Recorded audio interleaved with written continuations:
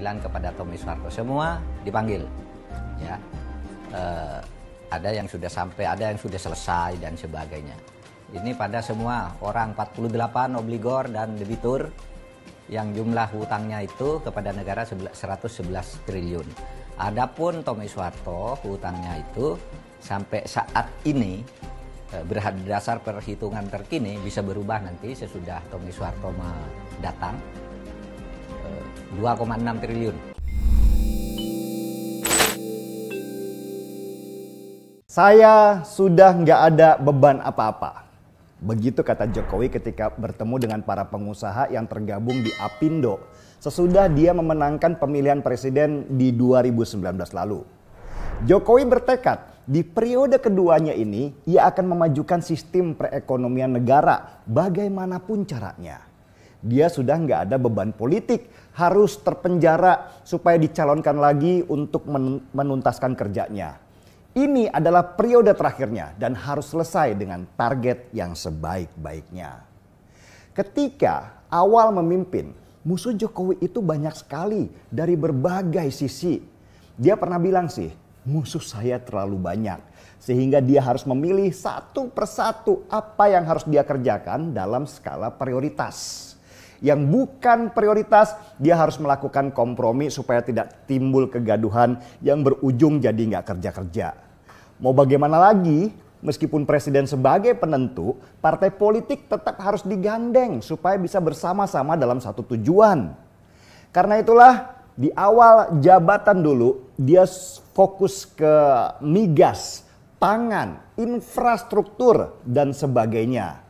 Dia berhutang untuk membangun negerinya supaya rakyat yang masuk dalam kategori miskin bisa berusaha. Jokowi itu model presiden yang nggak suka dengan BLT-BLT-an karena itu tidak mendidik masyarakat untuk berusaha. Dia yang bikin pancingnya, dia yang kasih umpannya. Nah, silahkan cari sendiri dong ikannya supaya orang tidak menjadi lemah dan punya mental yang kuat untuk berusaha. Di periode kedua inilah dia mulai mengejar para perampok uang rakyat yang dulu sempat senang karena nggak diburu pemerintah. Salah satu yang dia incar adalah kasus BLBI atau Bantuan Likuiditas Bank Indonesia. Oke, sebagai pengingat aja ya, tahun 98 Indonesia kena krisis moneter. Para pengusaha, terutama para banker yang berhutang dalam bentuk dolar, usahanya anjlok disebabkan rupiah kita hancur. Ini situasi yang berbahaya karena kalau kepercayaan masyarakat terhadap bank hancur karena banknya rugi dan tutup, bisa-bisa terjadi ras atau penarikan uang besar-besaran. Ini bisa bikin panik dan investor pada lari keluar. Pemerintah kemudian memutuskan untuk memberikan pinjaman kepada bank-bank itu sebesar hampir 150 triliun rupiah. Ada 48 bank yang diberikan pinjaman oleh pemerintah supaya mereka kembali sehat. Nah, dari 48 bank-bank itu ternyata ada yang bermental maling. Sesudah dapat duit, mereka ada yang foya-foya, ada yang malah kabur ke luar negeri. Meski begitu, ada juga sih pengusaha yang punya itikat baik dengan mengembalikan pinjamannya lewat jual-jual aset mereka. Dan dari 48 banker yang dipinjami pemerintah, tinggal beberapa bank yang bermasalah. Mereka meninggalkan hutang sebesar 111 triliun rupiah. Banyak ya. Siapa saja para pengusaha itu? Wow, banyak. Banyak juga yang sekarang jadi orang besar, bahkan punya partai segala. Ngeri kan? Karena itu Jokowi harus hati-hati dalam menagih hutang supaya tidak terjadi keributan. Dia mempersilahkan para pengusaha yang kemarin dapat kucuran BLBI dan belum membayar untuk segera melunasi hutang mereka dengan skema apa saja. Boleh mencicil, boleh jual aset, apapun lah yang penting punya niat bayar. Uang ini uang rakyat, harus dikembalikan ke rakyat supaya negara bisa membangun ekonominya.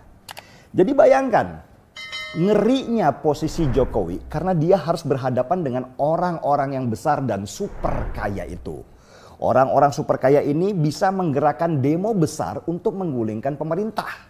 Jokowi harus seperti main layang-layang, tarik ulur supaya dia bisa menang. Jangan seperti Ahok dulu, ditarik yang keras-keras, akhirnya putus karena pondasinya tidak kuat. Karena itulah seperti main catur, Jokowi menyiapkan pion-pionnya dulu. Dari menteri, panglima TNI, sampai kepolisian, harus orang-orang yang dia percayai. Jangan sampai ada yang berkhianat dan malah menusuk dari belakang.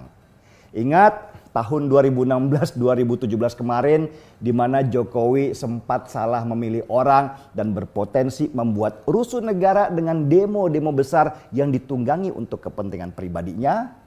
Tidak bisa seperti itu sekarang. Harus cermat, cerdas dan waktunya tepat. Dan waktu yang tepat itu adalah sekarang ketika semua pion sudah siap. Yang pertama dilakukan tentu membersihkan pasukan-pasukan mereka. Pasukan yang dulu dibentuk, yang berbaju agama, yang suka demo-demo dengan komandannya yang provokator, itu sudah dikandangkan. Organisasinya juga sudah dihajar, dibubarkan, sampai mereka ngumpet dan tidak berani keluar. KPK juga dibersihkan dari orang-orang mereka. Baru kemudian Jokowi melakukan pendekatan halus tapi tetap bernada ancaman. Oke, sekarang siapa yang lebih kuat? Kamu atau saya? Nah, lebih baik bekerja sama daripada melawan. Serem kan? Salah satu penghutang yang dikejar adalah Tommy Soeharto. Tommy punya hutang ke negara sebesar 3,5 triliun rupiah totalnya. Uang negara waktu itu dipakai Tommy untuk membesarkan perusahaan mobilnya, yaitu PT Timor Putra Nasional. Tommy tahun 2010 lalu pernah membayar hutangnya kepada pemerintah sebesar 1,2 triliun rupiah. Sisanya masih besar, sebesar 2,3 triliun rupiah lagi. Inilah yang terus dikejar untuk dikembalikan. Gimana caranya? Ya terserah Tommy lah. Jual aset juga boleh, nyicil juga boleh. Yang penting lu niat bayar hutang. Itu baru Tommy yang hutangnya cuman 2 triliun rupiah. Menurut Mahfud MD, ada lagi yang punya hutang lebih gede. Ada seorang pengusaha yang nunggak ke negara sebesar 8 triliun rupiah. Bahkan ada yang belasan triliun rupiah. Wah, bisa beli kerupuk satu pulau duit sebanyak itu. Jokowi sendiri sudah mengancam kalau semua masalah hutang-hutang ini yang sebesar 111 triliun rupiah itu harus sudah selesai semua di tahun 2023. Dia menggandeng KPK baru, kepolisian, TNI, BPK, dan para menteri. Gak boleh ada yang lolos, semua harus dikuliti tanpa terkecuali. Apa yang bisa kita lakukan? Ya menjaga Jokowi. Kita harus paham kalau tugas Jokowi ini tidak mudah. Pasti akan muncul gesekan-gesekan, hoax dan fitnah di media sosial, demo-demo meski sekarang sudah kecil banget ya. Dan juga ada potensi kemungkinan untuk kudeta. Tapi tenang saja Pak Jokowi, selama kami masih ada, kami akan mengawalmu di media sosial supaya apa yang dilakukan bisa lancar. Mau dibilang buzzer RP kek, mau dibilang cebong kek, kami nggak peduli. Yang penting kita bertarung sambil seruput secangkir kopi. Setuju? Mari kita kawal Presiden Jokowi.